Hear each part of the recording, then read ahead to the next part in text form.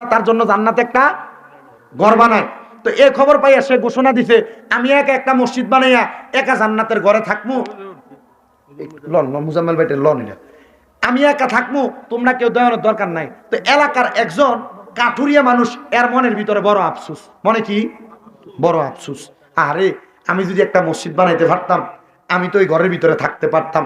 তো কাঠুরিয়া ব্যক্তি রাজুক আলীর লগে যায় একটানা 3 দিন, যে ব্যক্তি মসজিদ বানাইতেছে তার লগে যায় খাতির করছে, ভাই সাহেব আপনি তো সব কিছু করেন, কিন্তু আমি তো দিতে পারি নাই, কিন্তু আমি কি করতাম, আমি তো একটা জান্নাতের ঘরে থাকার খুব শখ, তবে হ্যাঁ আপনি যদি বলেন আমি এখানে একটা ইট দিয়ে সামান্য সহযোগিতা করতাম। কো ভাই আমারে নিষেধ করছে, আমি নিতে পারতাম না, তুমি ফানলে তোমার ইটটা নিজের হাতে বয়াই দিয়ে যাও, তুমি ফানলে তোমার ইটটা নিজের হাতে বসাই দিয়ে দাও। এ বসাই দিয়ে গেছে। আল্লাহর কি হুকুম, মসজিদ তৈরির পরে ওই বাদশা স্বপ্নে দেখছে, স্বপ্নে দেখে সে মসজিদ তৈরি করার কারণে জান্নাতে গেছে, কিন্তু তার জান্নাতের ভিতরে আরেকজন ব্যক্তি আলাদা একটা কোঠা কইরা ওই জায়গায় বসবাস করতেছে।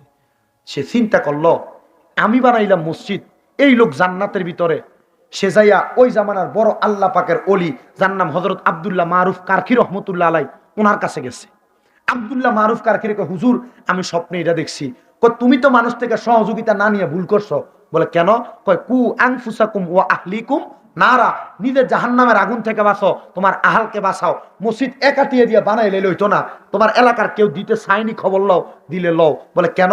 কয় তুমি একা যাইতে না জান্নাতে, তোমার লগে তারাও জান্নাতে দেবো। তা আমি চাইতেছি আপনারা জান্নাতে ঢুকানের লেগে একটু শর্টকাট দেখেন না, জান্নাতে ঢুকার মালিকানাটা নিয়ে ফাইয়া যান। এই 1000 টাকা করে চাইছি, পাইছি আমি কয়জন? এখন পাইছি আমি 4 জন। মুজাম্মেল ভাই একা দলে চাইছি 12 জন, একা দলে মোট 5 জন। এরপরে ইন্ডিয়া কেনা জানি কাট তুলছে। নাম কি তো আপনার? মোহাম্মদ নাসির ভাই,